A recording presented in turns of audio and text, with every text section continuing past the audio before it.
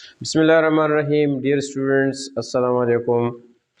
Dear students, as you know, responsibilities of youth is the first topic of grade 11 English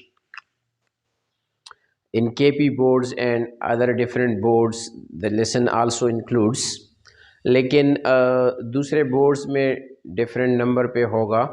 यहाँ पर KP board में ये है unit number 1, responsibilities of youth, यानी नौजवानों की जिम्मेदारियाँ.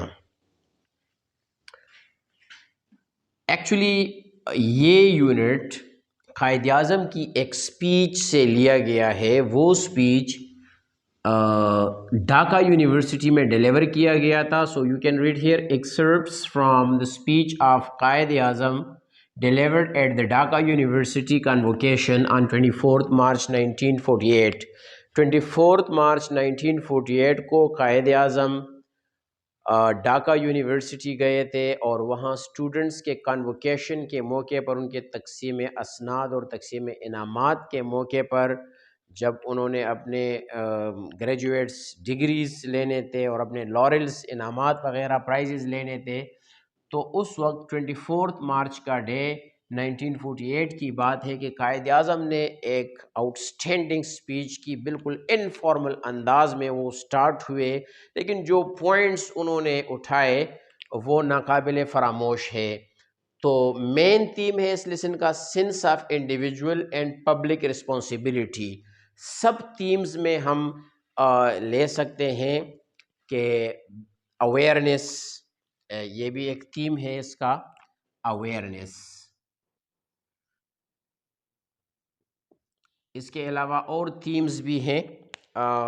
अवेयरनेस एक थीम है, सेंस ऑफ रिस्पॉन्सिबिलिटी हो गया.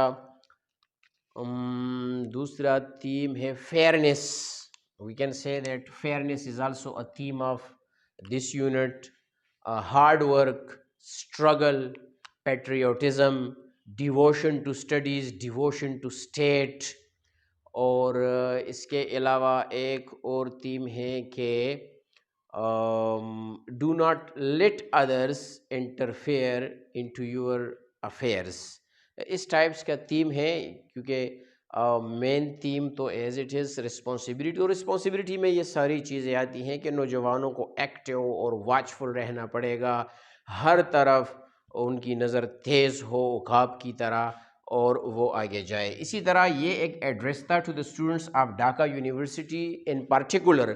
लेकिन जनरली ये स्पीच, ये एड्रेस सारे स्टूडेंट्स और सारे लोगों के लिए है.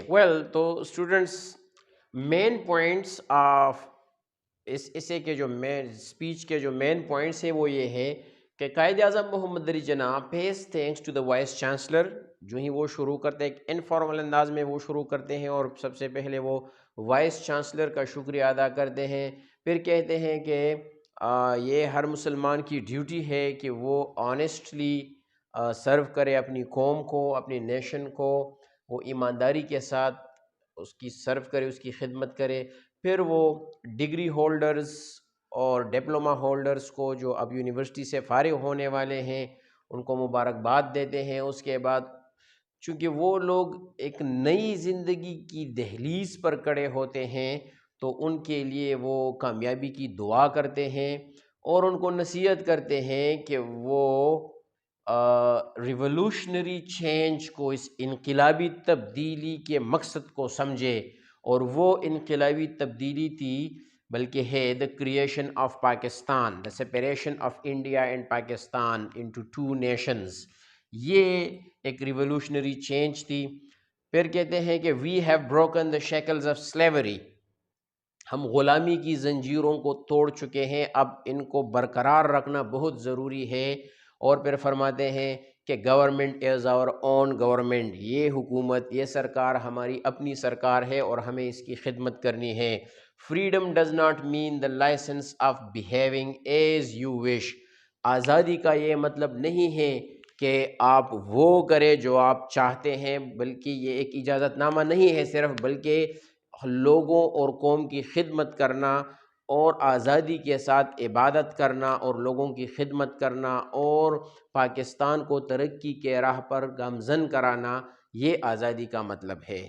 اچھا، تو اس کے بعد پھر قائد اعظم فرماتے ہیں کہ آپ نے اس ملک کی ترقی کے لیے اپنا کردار ادا کرنا ہے، اور آپ کی گریٹ رسپانسبلٹی یہ ہے کہ آپ with the spirit of constructive یہ رسپانسبلٹی لے لے کنسٹرکٹیو اسپرٹ کے ساتھ، and not with the militant one, یعنی پاکستان کی ترقی آپ پہ ایک ایسی رسپانسبلٹی ہے، یعنی great responsibility with the spirit of constructive and not the militant one, کہ آپ کی سوچ، آپ کا جذبہ تعمیری ہو اور تخریبی یا عسکری نہ ہو، جس طرح کہ ہم نے آزادی کی جنگ میں in the battle of freedom militant spirit سے ہم لڑے تھے، ابھی وہ میلیٹنٹ اسپرٹ کو ختم کر کے کنسٹرکٹیو اسپرٹ کو اپنانا ہے، یعنی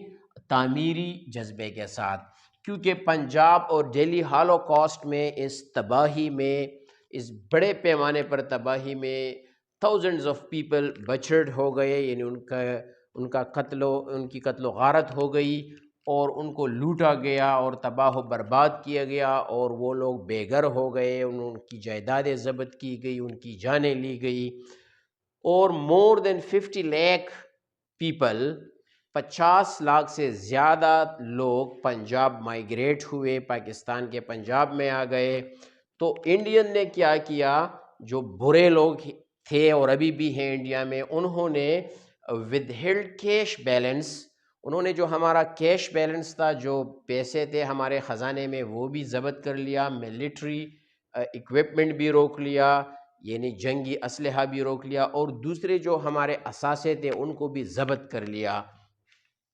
پھر قائد اعظم نے فرمایا کہ یہ آپ لوگوں کی رسپانسبلٹی ہے کہ آپ اس قوم کو ترقی کی راہ پر گامزن کرائے، اور فرمایا کہ you must deal in fairness, جو کہ یہ بھی ایک تھیم ہے فیئرنیس اس لیسن کا، deal in fairness, devote to studies, equip yourselves for the battle of life. ایک یہ کہ آپ فیئرنیس کے ساتھ، انصاف کے ساتھ اور اچھے برتاؤ کے ساتھ پیش آئیں، اور اپنے تمام تر وقت اور صلاحیتوں کو اپنے اسٹڈیز کے لیے ڈیووٹ کرے، وقف کر دے، اور خود کو زندگی کی لڑائی کے لیے تیار رکھے۔ یو آر این ایسیٹ، آپ اس قوم کا اثاثہ ہیں، سورس آف اسٹرینتھ ہیں، یعنی قوت کا ایک ذریعہ ہے۔ You are pride for this nation, آپ اس قوم کا فخر ہیں، یہ قوم آپ پہ ناز کرتی ہے۔ And you are a solution to all the problems, تمام مسائل کے حل آپ ہی ہیں۔ پھر آگے بتاتے ہیں قائد اعظم محمد جناح فرماتے ہیں کہ beware of the fifth columnist and selfish people.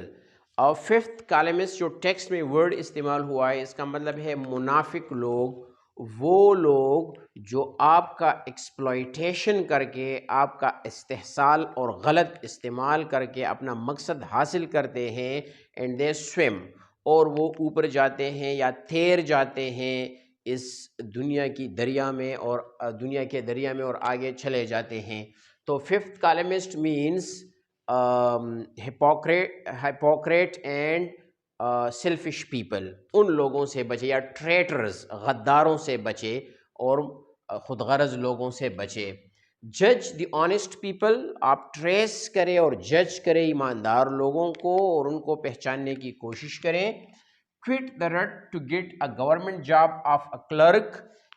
تعلیم کا مقصد صرف یہ نہیں کہ آپ نے بی اے کی ڈگری حاصل کی، ایم اے کی ڈگری حاصل کی، آپ نے ماسٹر کیا، ایم ایس کیا، ایم فل کیا، اور پھر آپ آ جائیں ایک کلرک کی نوکری کے لیے۔ That is disgusting.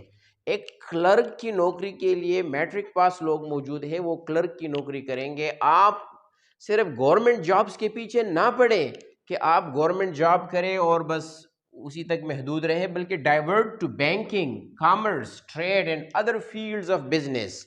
آپ بزنس سائڈ پہ جائے، انٹرنیشنل بزنس پہ جائے، جیسا کہ کامرس مینز بڑے پیمانے پہ جو بزنس، ٹریڈ مین لین دین، چھوٹے پیمانے پر بزنس، اور بینکنگ کی طرف جائے اور بینکاری کرے، اور پھر وہ فرماتے ہیں کہ این ایم اے ارنز لیس دین اے ٹیکسی ڈرائیور، ایک ٹیکسی ڈرائیور سے بھی ایک ایم اے والا پیسے کم کماتا ہے. تو خیر قائد اعظم کے ساتھ ہم یہاں پر ایگری نہیں ہوتے، کیونکہ ٹیکسی ڈرائیور ایم اے جتنا نہیں کما سکتا. دیٹ از میرے خیال سے پاکستان میں امپاسبل ہے، اور اگر وہ کماتا بھی ہے تو پھر 24 گھنٹے وہ ڈیوٹی کرے گا.